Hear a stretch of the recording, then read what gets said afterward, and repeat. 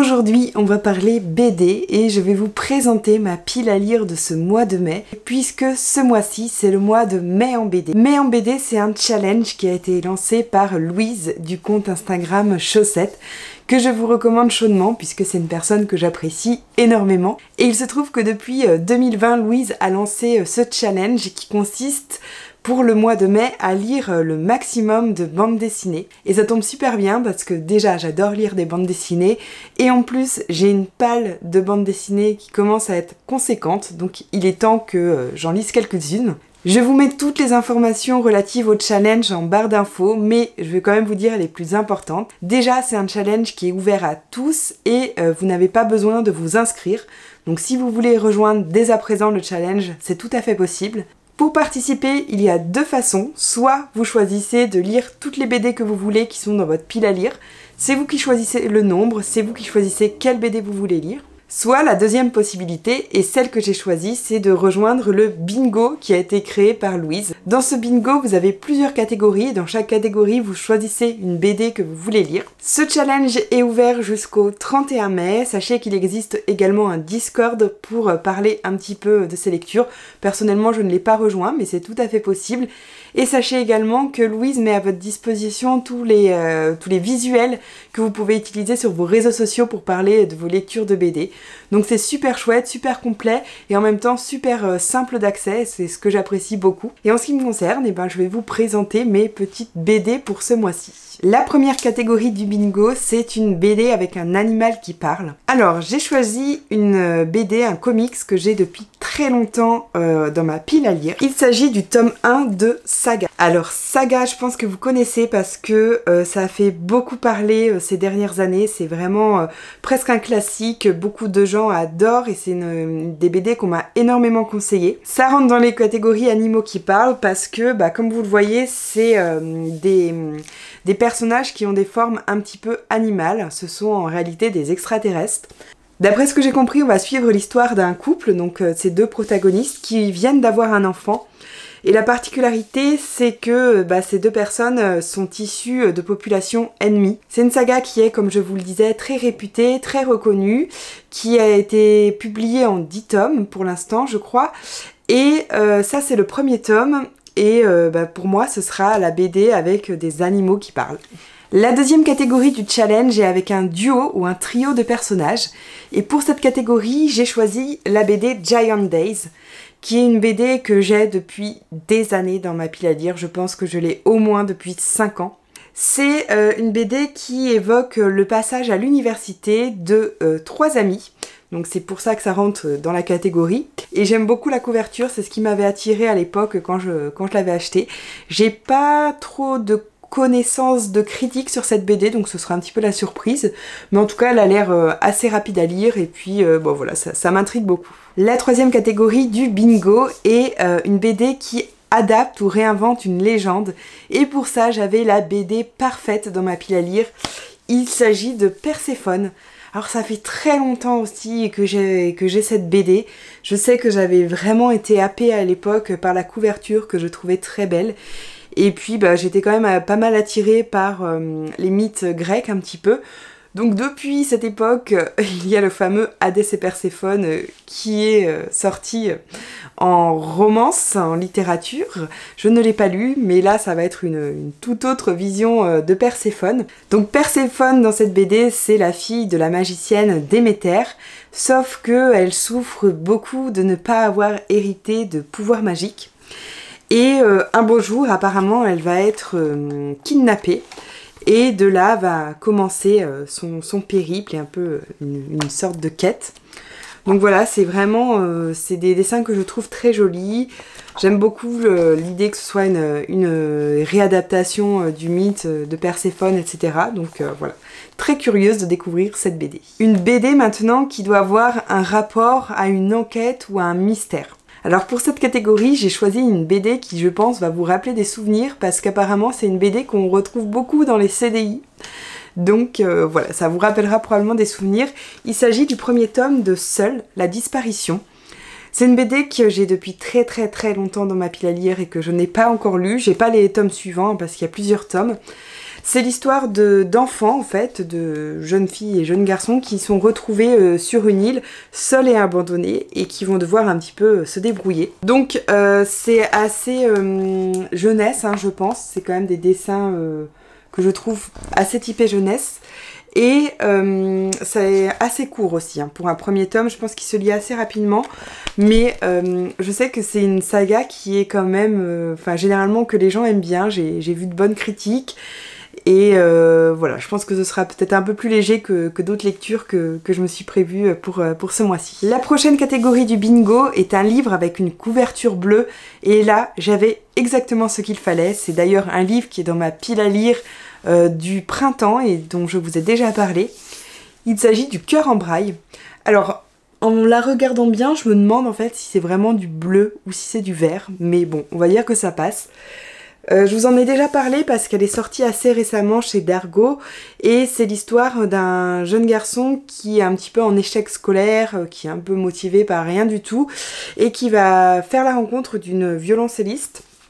Et apparemment c'est une très belle histoire, j'en entends beaucoup parler en ce moment sur les réseaux sociaux, et je trouve que les dessins sont vraiment très très beaux, j'aime beaucoup. Et je suis très impatiente de le découvrir parce que comme je vous le disais, je l'avais déjà mis dans ma pile à lire printanière, donc raison de plus pour le lire rapidement. La prochaine catégorie est un livre qui est sorti cette année, donc en 2023.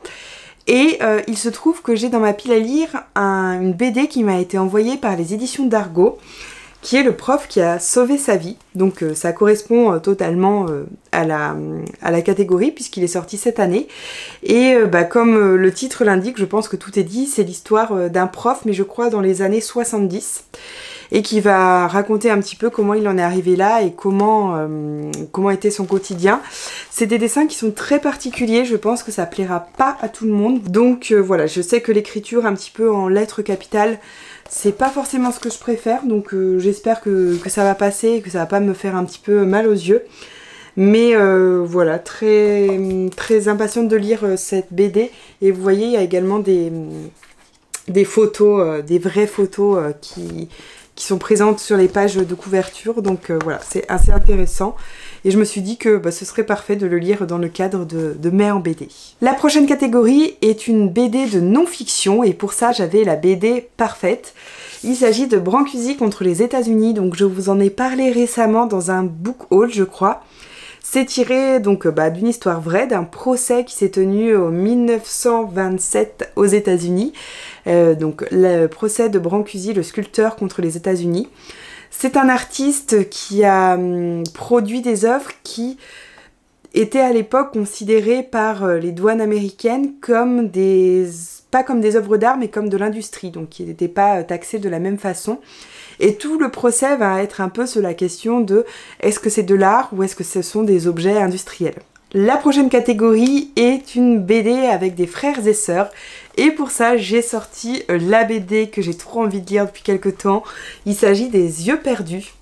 Alors j'adore cette BD parce que je trouve la couverture géniale, enfin moi j'adore, je trouve qu'elle fait peur et qu'elle est belle à la fois, il y a de belles couleurs, de beaux dessins, et en même temps elle a un petit côté effrayant. Alors c'est l'histoire de frères et sœurs qui vivent dans un orphelinat, donc c'est pas très gai, hein, désolé. Et dans cet orphelinat, non seulement on ne les nourrit pas, on ne s'occupe pas d'eux, et en plus il y a des espèces de poupées très inquiétantes et qui n'ont pas d'yeux, qui n'ont pas d'œil. Donc voilà, ça a l'air d'être un petit peu horreur et en même temps un petit peu triste et un petit peu dramatique. Donc voilà. Hâte de voir ce que ça donne parce que ça fait très longtemps que la couverture me perturbe un petit peu et qu'elle attise ma curiosité. Dans la prochaine catégorie, on recherche une BD qui parle d'amour. Et figurez-vous que j'ai un petit peu galéré parce que finalement j'ai pas vraiment de BD qui parlent d'amour. J'ai des BD qui parlent de plein de sujets comme des procès, des faits historiques, des BD un petit peu fantasy, mais vraiment qui parlent d'amour, je n'en ai pas beaucoup. Jusqu'à ce que je me rende compte que j'en avais une seule qui répondait, mais alors parfaitement à cette demande. Il s'agit de la BD Malgré tout, qui est sortie il y a quelques années, je pense, peut-être 1 an ou 2. Et je l'avais un petit peu oubliée dans ma pile à lire, hein, je dois bien le dire. Et là, je l'ai retrouvée et je me suis dit, bien sûr, ça ira parfaitement. C'est l'histoire de deux personnes qui vivent parfaitement leur vie, chacun de leur côté. L'un est marin, l'autre elle a épousé, elle a quelqu'un, elle a une vie de famille, etc.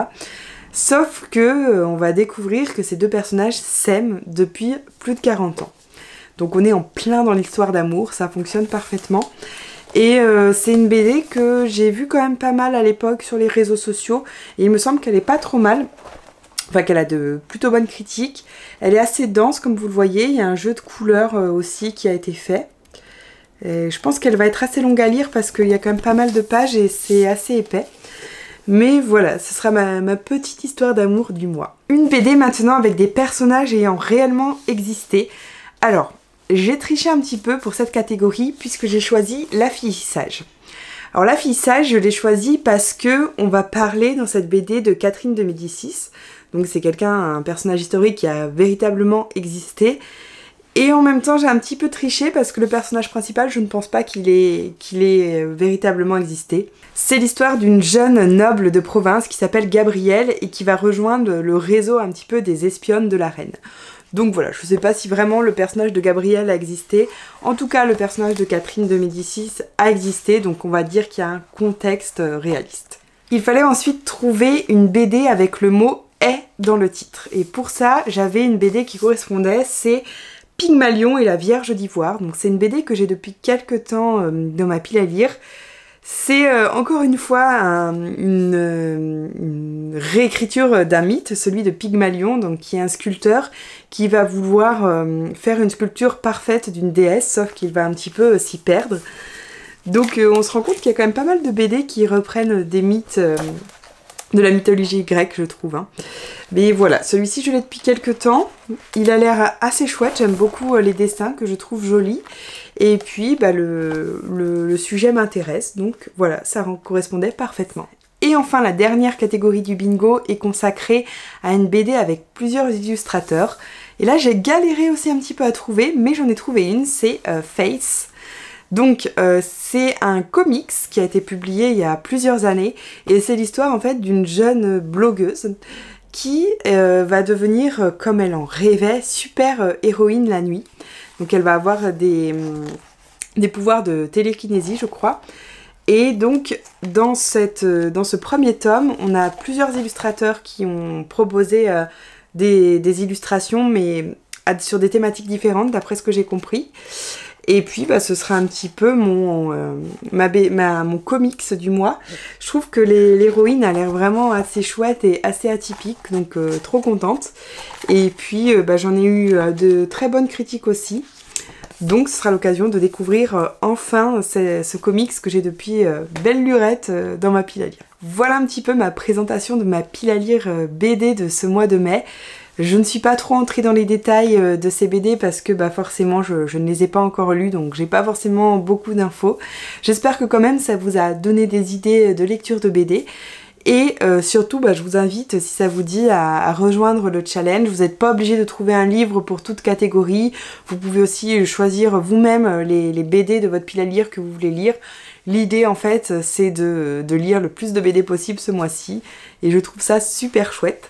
Je vous invite à aller voir le compte de Louise pour en savoir plus sur ce challenge et pour pouvoir suivre un petit peu les lectures des participants. Et puis, vous pouvez aussi utiliser tout simplement le hashtag. Je vous remercie pour votre attention et je vous dis à très bientôt pour une nouvelle vidéo.